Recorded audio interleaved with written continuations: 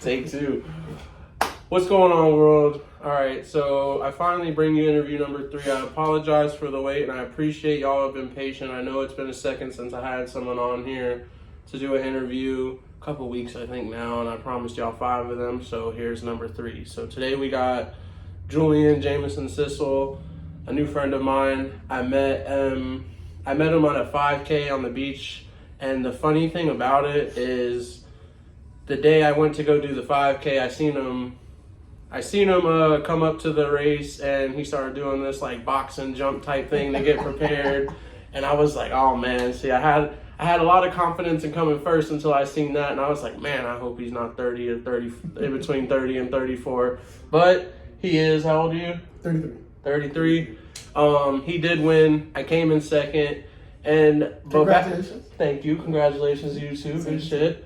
The funny thing is I don't know what it was, maybe the energy, but in my eyes, we were meant to meet that day. I had it in my mind to invite him to the nutrition club that day, and for some reason, as far as I am in my journey, maybe I was nervous. I have no idea what it was. I just didn't go talk to him that day. We even took a picture together that day, but I'm a firm believer in everything happens for a reason, so I didn't really dwell on it too much. But the next couple days, I believe I was in the sauna, and I was talking to a couple people, and he randomly walked in and started talking, and here we are.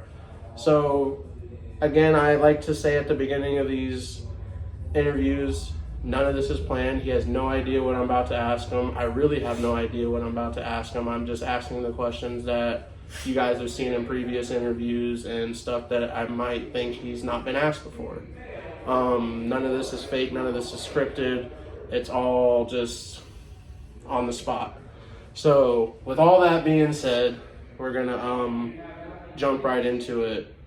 Before I start asking you questions, are you from, or where are you from? Okay, so I was actually born in Ethiopia. I was there for 2 years, and then I came to the States in 1992. The first place I came to was Tallahassee, Florida, right? So for a good portion of elementary school, I was in Florida, but then I ended up moving to Atlanta, and that's where most of my life was until I came back to Florida for college, which was in Orlando.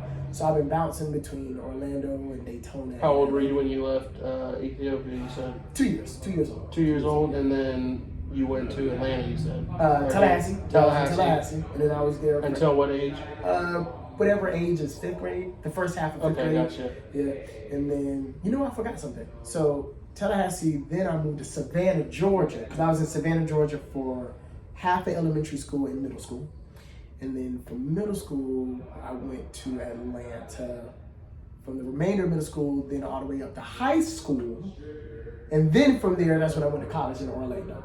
So I've been bouncing back between Florida and Georgia for What'd you go to college for? Graphic design. Graphic design? How did you get into graphic design? I've always been an artist. Just like every other kid that grew up in the 90s, I was addicted to Dragon Ball Z. And, absolutely. Dragon Ball Z, Power Rangers, X-Men, Akira Toriyama. Yeah, he Rest just in recently peace. passed away. They give respect, give the flowers to the goat. Mm-hmm. So, whenever I was a kid, in the early 90s, that's when the anime first started to make its way to the States. So I fell in love with Pokemon, Sailor Moon, Dragon Ball Z, and all that, and I wanted to do that. So from an early age, I was drawing all the way up to college. So what age did graphic design become part of the plan? Probably around middle school when Adobe Photoshop, was a thing, and I was just on the computers playing around and stuff like that. So it's safe to say this was like your dream, like what you wanted to do when you came up? It was initially, and then, I went to school for it, and then that's when you painfully accept the fact that there may not be a lot of money in that career. You might be able to live off of it yourself, but to raise a family, for me personally, graphic design wasn't the way to go. Gotcha. So what was the emotions like coming to that understanding that this might not be the thing that you... It didn't hit me that hard because I had already kind of started to lose a passion for it. At that time, I was, of course, living in Atlanta, and I was caught in the music scene. At that time, I was learning how to produce, rap, audio engineer, and that was my main career goal, toward the end of high school. So I had already started to transfer into taking that more seriously than graphic design anyways. So it wasn't that much of a bummer. Plus, I mean, I still do it to this day anyways, like with the other things. You know, I still use it. It's just not my primary focus, you know, at the moment. And slowly at that time. Gotcha. All right, so give for me and for the watchers, give us like a basic day of what Julian's day looks like. What is our week maybe? Because I know every day is not the same. Yeah. Well, for some people it is, for some people it's not. So what does like a casual week look like for you? Okay, so currently, you know, I work for the government.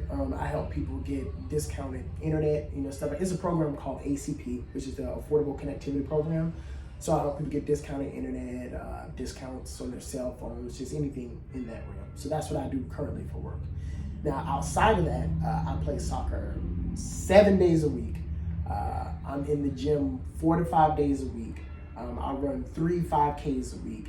And other than that, I'm just spending time with friends and family. So That's fucking wild. When I met him, he told me one of his goals this year was to run a 5K every weekend. Yes. And for those of you who just think about the word consistency, like, could you imagine just like devoting yourself to running a 5K every single weekend? Which for runners, it might not sound like a lot, but to the average person, think about trying to, I mean, at some point it's not making yourself do it because you start to enjoy it, but a 5K a week for a whole year, what is that? How many 5Ks does that come out to?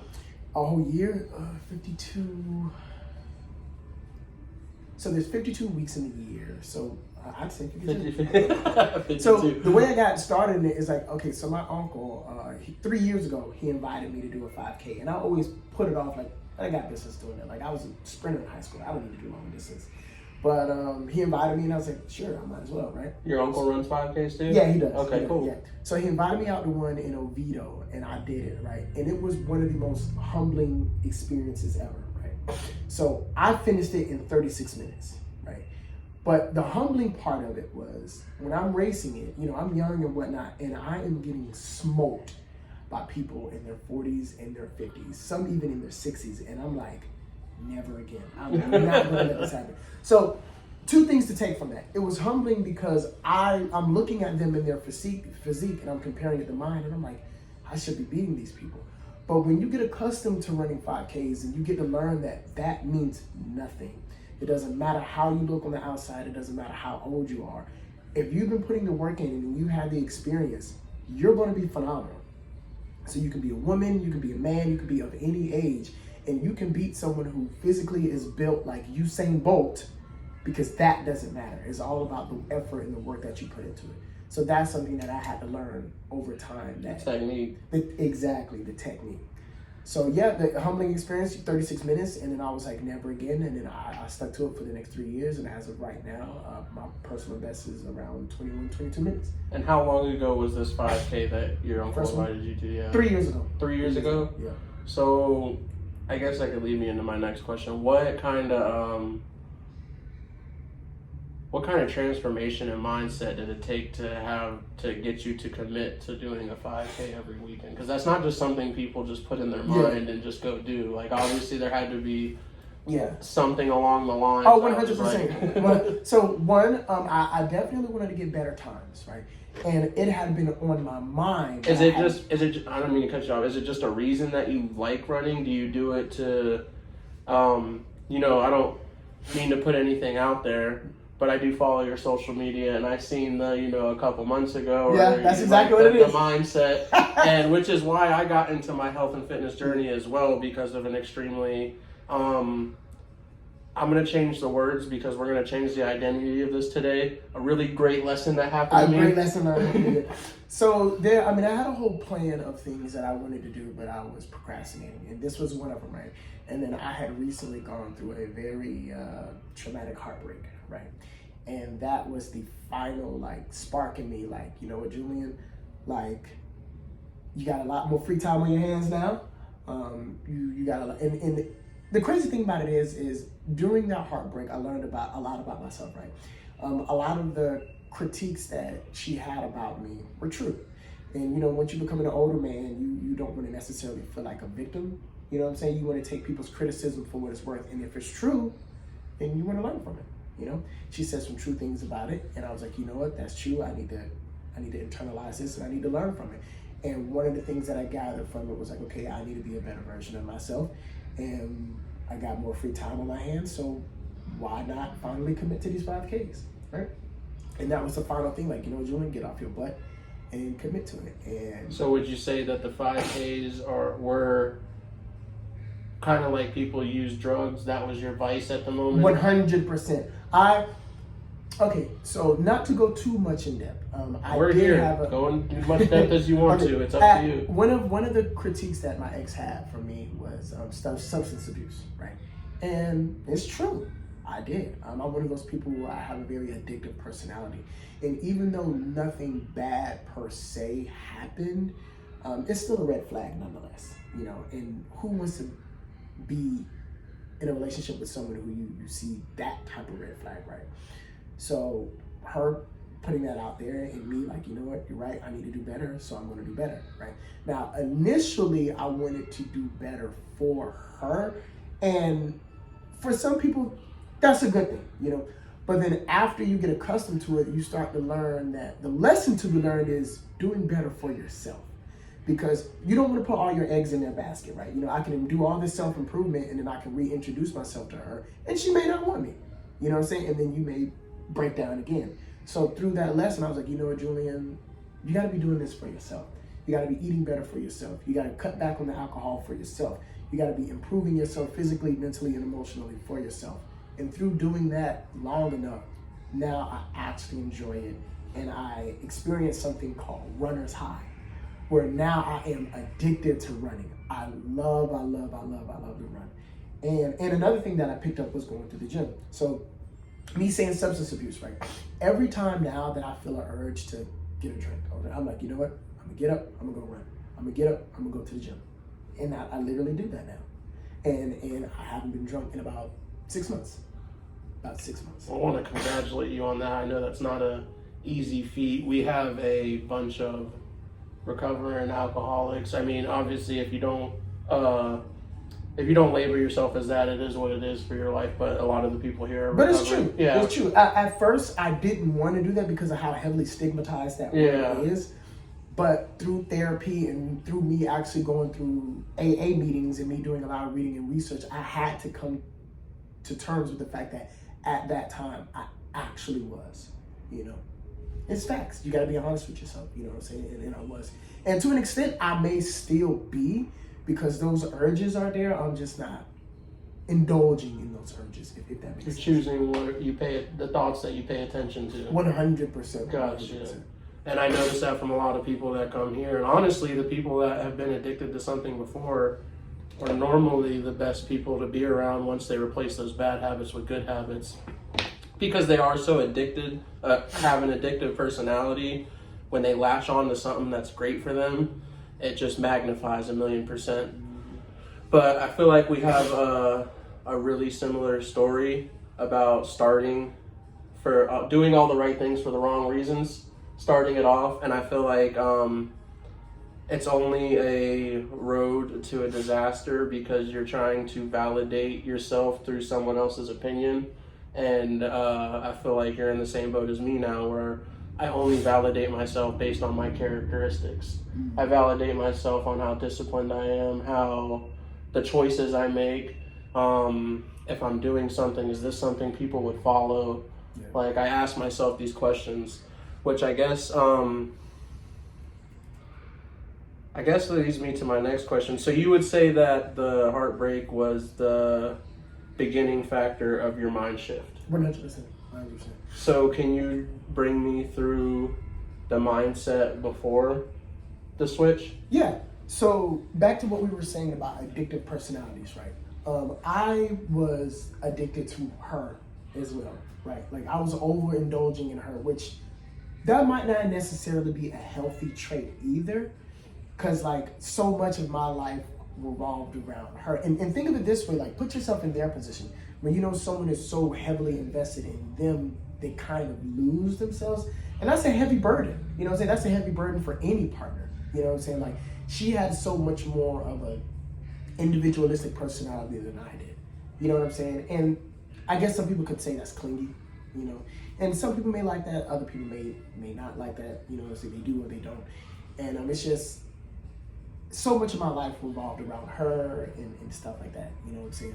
So that's why I was saying a few minutes ago, like when her and I separated, I had so much more free time on my hand that I needed to replace that with a healthy outlet. Because if I didn't, You were going crazy. then oh my God, man. The first couple weeks, I literally was losing my mind, you know, contemplating things that I never in a million years. And it was probably even before she broke up with you, because I'm literally, we have the exact same story right now, so I understand 150,000,000% of what you're talking about right now. I lived in absolute hell for probably a year or two. And to take it to the next level, it's like I was really close to her and her family, right? So I spent a lot of time with them, and they were so loving, they were so welcoming. They just welcomed me with full open arms from day one, right? But over time, they started to notice certain red flags in me as well, right? Now, luckily, I'm at an age now where when we would talk and when they would criticize me, I would take it as constructive criticism, whereas a couple years back, I would have felt attacked. And that's one thing that I love to talk to men and boys about. Like, sometimes people aren't attacking you, they're just giving you insight on things that they've noticed, right? So they criticized me, and for the most part, it was true. And if you want to be a bigger, brighter, better man, you got to listen to stuff like that. You know what I'm saying? You gotta think about it. And they were right. So that's why, like, even though her and I aren't together anymore, I will always shower her and her family with love, because they are a huge factor as to why or where I am now, because I needed to do better. So, yeah. Talk about a fucking mindset. That's crazy. Yeah. So, in other words, she didn't make you better. She made you better. 100%. And it stings. It still stings to this day, but it stings for better. It stings for you better. What they say, steel sharpens steel.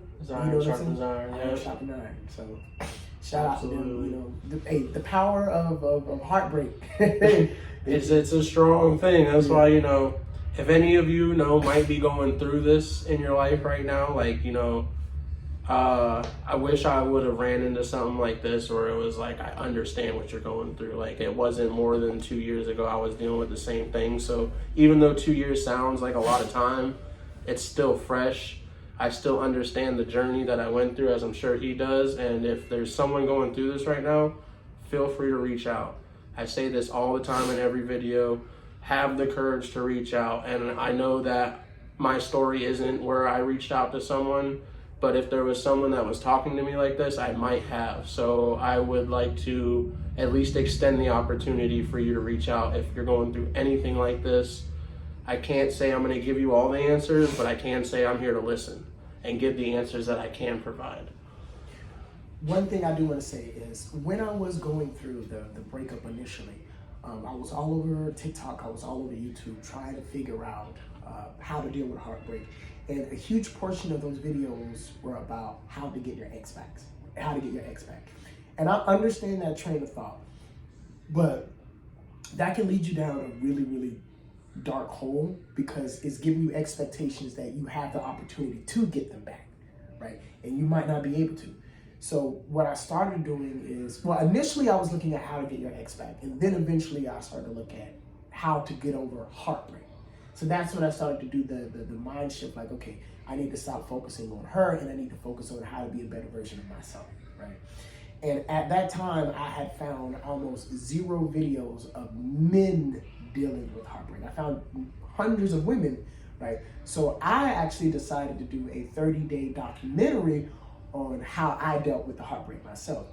Is this online? Oh, it's on YouTube. Is it? YouTube. Can you give the audience the name of this video? 100%. It's Toxic, a 30-day post-breakup story. I'm going to send you the link and all that stuff. So I'll post this in the caption as well. So what I did is, every day for 30 days, the moment I got overwhelmed with emotions, I set up a camera and I recorded exactly how I felt right then and there, right?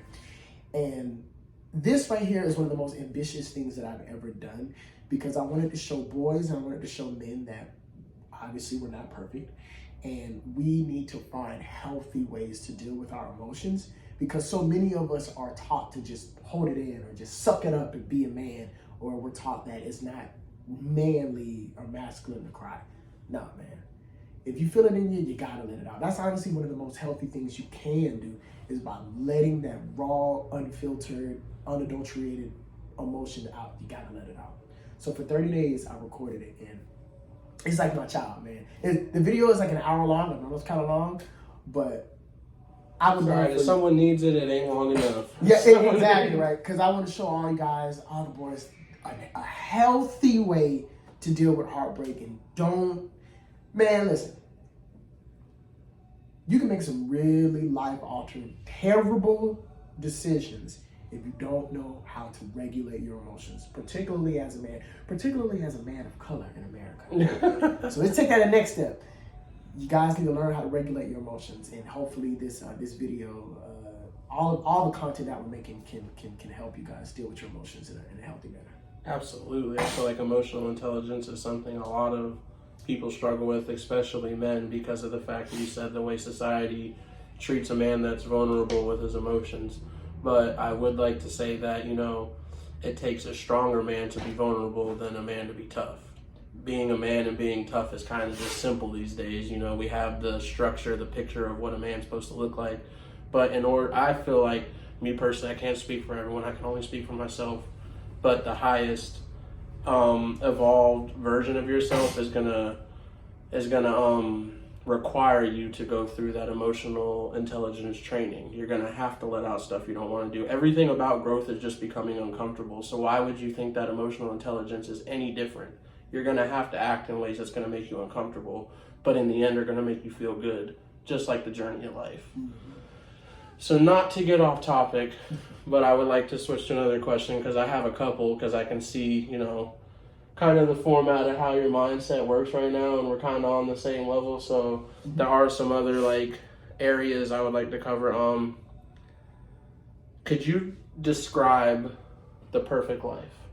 Your version of a perfect life. And I know that's probably something you don't get asked a lot, but that's one of the things I like to do on this, is ask people the questions I feel like they haven't been asked, because these are the questions I feel like I would like to be asked. They just, before I found the company I'm with, didn't get asked to me. I got you. The moment you asked me that question, the very first word that popped in my mind was joy. Because joy is something that I truly believe most, if not all of us, can experience, And joy, in whichever way for you it manifests. Because for some people, they may want to be a billionaire to experience joy. Some people, they may just want to be a really good cook. Some people may want to be surrounded by friends and family. Some people may want to travel each and every single day. So whichever way, whatever type of joy you want to experience for the rest of your life, that's what I think, in my personal opinion, would be the perfect life, just experiencing joy. But what is your description of joy? For me, because you answered what the perfect life would be for everyone else to think about, but what I want you to and take your time if you need to right now. We can take a second for you to think about it, but let me make it more I precise. think I get what you're saying. What does your perfect day look like? Let's back up from life. Mm-hmm. If you were to wake up and money, opportunity, anything like that, travel was not an issue, what does a perfect day or week look like for Julian? Okay. For me, a dream week. Dream week. Okay. So half of that I do experience now is being physically active. I genuinely look forward to playing sports and running and being around my friends and family, right?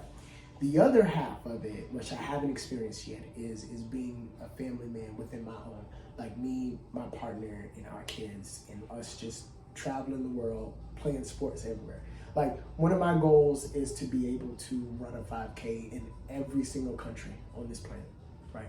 So that's something that I want to do before I leave this earth, right?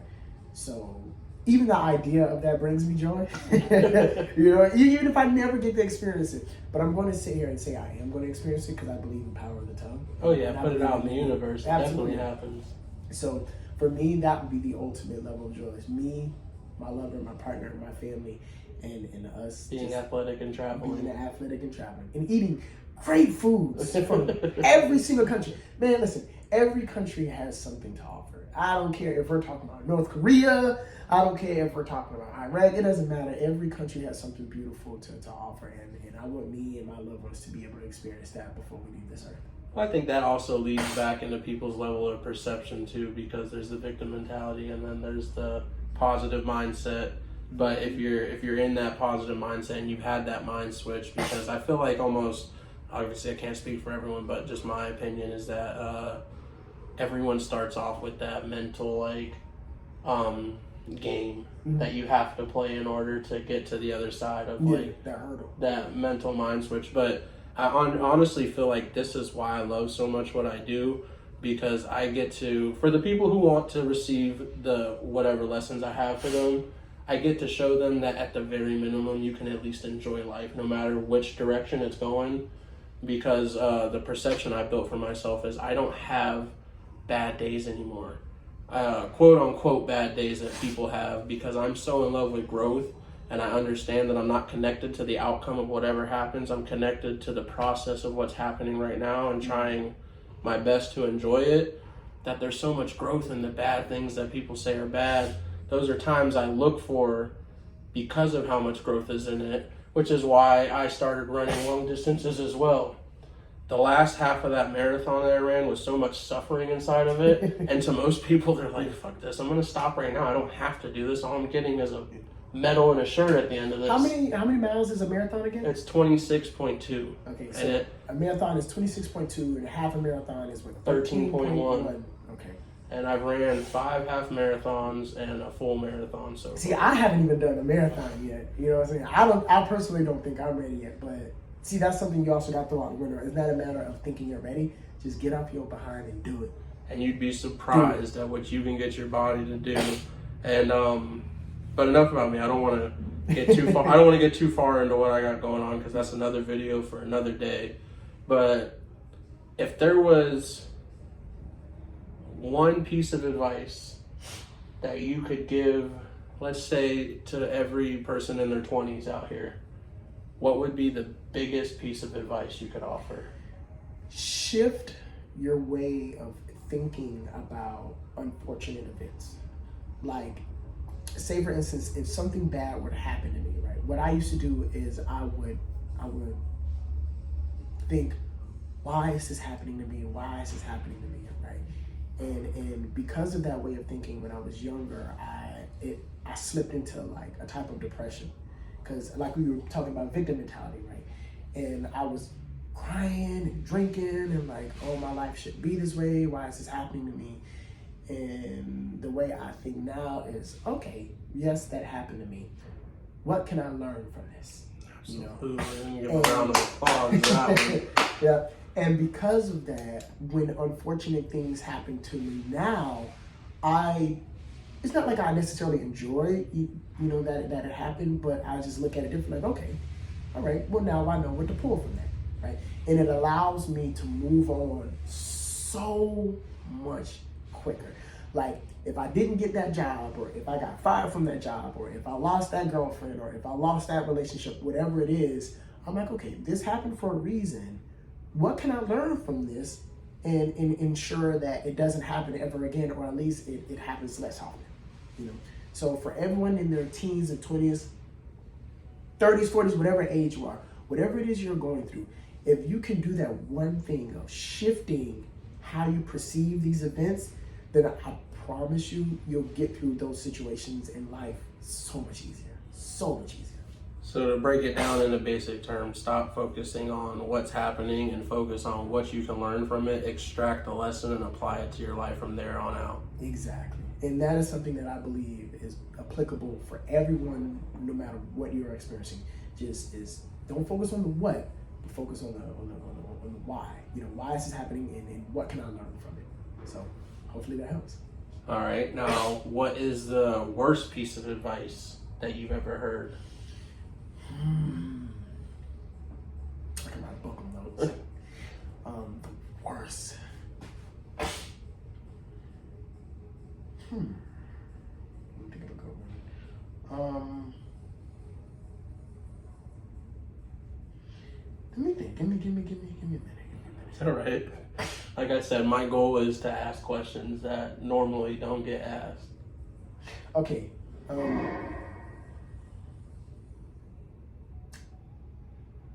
I'm not religious. And that's a whole nother, story. But one of the worst things that I would consistently hear when I was growing up is just pray about it, just pray about it, just pray about it. And although that, like whenever you're going through situations, people would say just pray about it, right? And that may work for some, right? But for me, it never really worked because, in my personal opinion, praying is not enough. You need to actually get up and do something. You know what I'm saying? Like a lot of times I would make bad decisions, and instead of implementing new decisions because of those bad decisions, I would just pray about it. Like, oh God, help me, or da da da da. And then I'll wake up the next day and I wouldn't have any changed behaviors. I would just pray about it, right? So for me, and I'm not telling anyone to not pray about it. I'm just saying you gotta actually add some action into it. You gotta do more. You gotta do more. Prayer is not enough. Manifestation is not enough. Wishful thinking is not enough. You gotta take it a step further and actually implement changes. So I would say that there's even a Bible verse about that. I think it's prayer without works is null and void. Something along that nature. It's like it takes more than just praying. Like you gotta do more, man. You gotta actually make. You gotta add action behind anything to make it come to fruition. Absolutely. Exactly. So for me, I would say that's the worst advice I've ever received. All right. So my last and final question for you for today is, because this sounds like a conversation that could go on for hours, and like I said, this is the first time I've ever actually sat down with him and had a conversation like this. I had a brief experience of his mindset with him having a conversation with another individual in the sauna one time, which is what led to me asking him to be on here, is because I seen the way he maneuvered around the conversation, and you don't run into many people that can assess a situation before speaking and just going based off of what was just said and thinking about what they're saying and just putting it all into perspective before they come out with their next comment. So we are definitely going to have him back on here, but one of the questions I've wanted to ask you is, do you believe in predestination or do you believe in free will?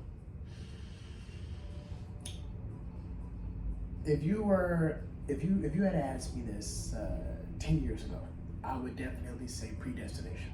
I would say everything is already planned out, right? But then I got a little bit older, and I started to experience a few more things, and then it brought me to the conclusion that free will, that your life is not a book that's already written. Every decision that you make every single day is you writing that page, that moment, right? And I think that there's a degree of beauty that comes with that lets us all know that you are in full control of your life. Whatever picture it is that you're painting, you are the artist, and you are working that canvas right there in that moment. And for me, that's very, very, very liberating, because it lets me know that I got this, I'm doing this, and there's nothing preordained about that. For me personally, I know for some other people, they may think the other way. Like all of this is preordained and everything's going to work out regardless. And that's fine. You can think whatever you want to think for your life.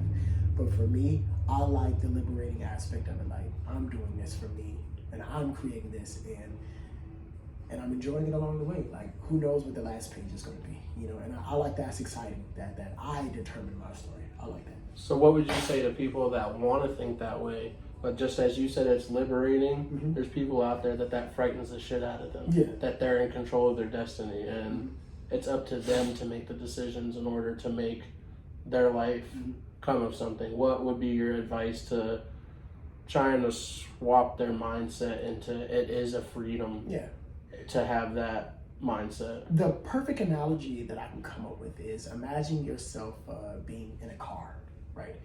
Do you feel more comfortable behind the driver's seat, where you can control the vehicle and you shifting lanes and you are watching for all the traffic and all the potential dangers? or do you feel more comfortable in the passenger seat? Or do you feel more comfortable in the back seat? Mic drop. That's a good analogy. I've never heard that one before. Yeah, and for some people absolutely do feel more comfortable in the passenger seat and in the back seat. Some do. Because they don't know how to drive. that could be, you know what I'm saying? You know, or their decisions with driving may have not been the best up to that moment. And then to take it a step further, like imagine if you are in a self-driving vehicle, you know, like do you feel more comfortable with you controlling the vehicle or the vehicle driving itself? I mean, it's different things for different folks, but for me, I feel the safest. I feel the most comfortable when I'm behind that wheel. I'm controlling the gears. My foot is on the brake and the pedal and the gas, and that's just me personally. Gotcha. So that another question just popped into my head that I think would do a lot of service to our viewers right now is if you walked out this door right now and were presented with $1 million, no idea how you got this, like someone walked up to you and gave you $1 million and was like, this is yours. What does the next couple actions look like? I'm glad you asked that because I think about this literally on a daily basis, right? Now, this may not work for some, but for me, I know the very first thing that I'm going to do is, so I'm a big family man, right? And there's a couple people in my family that own houses, right? I immediately am going to pay off their houses. My aunt's house, my mother's house, and my uncle's house. And the reason why I'm going to do that is because from what I've learned in America is the number one way to build capital is through home ownership. That's the biggest bill most people have, right? And if I can pay off all their houses, then I will open up a degree of freedom for the closest people in my life, right? Whatever happens after that is on them, but I just know for me personally, I'm gonna do that. I'm gonna make sure their houses are paid off, and then we're gonna take it from there. And whatever money's left over from there, I'm probably gonna start traveling the world. So you wouldn't use any of it to build more? It depends on how much is left. Gotcha. Yeah, because again, like my family has done so much for me. So do you know how much these family members owe left on their houses? Even if their houses were brand new, I would still have enough. So regardless. Well, I'm saying, do you at this moment in time, like in real time talk? I don't know. No, but the reason why I'm saying that is like, even if those houses were brand new, $1 million would be enough to cover those 3 houses. Oh, absolutely. So that would be my, without a second thought, I'm like, here, boom, here's 200,000, here's 300,000, pay it off, pay it off, pay it off. Because not only have those family members done enough for me to where I feel as though I owe them, the simple fact that these are people that because like my family, like, we are locked in. Like, we are really locked in, you know? And I'm like, look, and I understand the economics of home ownership. So just, man, I can't. So it sounds like this is a big goal of yours. Like the number one goal is home ownership. So why I asked you if you know what these people owe left is because, and I was the same way until I ran into this company and they taught me like everyone has all these big goals and these big dreams, but they don't even know like the numbers or the actions it takes to do this. So obviously you're in a growth mind state. So how do you know what you need to pay it off if you don't know how much is owed left? I'll tell you what, right? Because like, so the figure that you gave was 1 million, right? And I know that's enough, yeah. Yeah, I know without a doubt. Like I said, like, you know, I think about this every single day, and I know how much their houses were when they first got them. So what I'm saying is, even if the houses were brand new and they had just bought them yesterday, 1 million would be enough to pay those 3 houses off. Point blank period. You know what I'm saying? Gotcha. And what I'm really saying is, I don't care if after I pay those houses that you off, had nothing left. There was nothing left. That's what you're doing with it. Exactly. I don't care because like I'm already good. Like, you know, I'm about to be 34. I'm single. I don't have any kids to pay for. So my opportunities are endless. I have nothing holding me back. Whereas for them, I don't know if he's looking, but if you need ladies out there non-toxic, you know, he's past that phase. But I'm also going to tag him in these videos, so feel free to follow him. I just looked on his Instagram last night, not for the first time, but looked at his followers. has almost 11,000 followers, which is wild to me. I didn't even Yeah. go look at that. Funny story is, this is actually my third Instagram. My very first one I had got all the way up to like 98,000 because I was doing music in Atlanta, and it's really easy to accumulate followers whenever you're in a city like Atlanta and you're in the music scene. But at that time, Instagram was very, very strict about certain things you can and can't do, and I ended up getting suspended twice. And then now I'm on my third Instagram, and I am on my best behavior.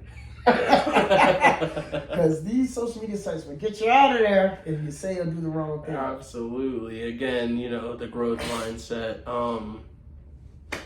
Yeah, I'm not gonna hold you guys up anymore. Most of my videos are like 15 to 30 minutes long. We're at the 40-minute mark.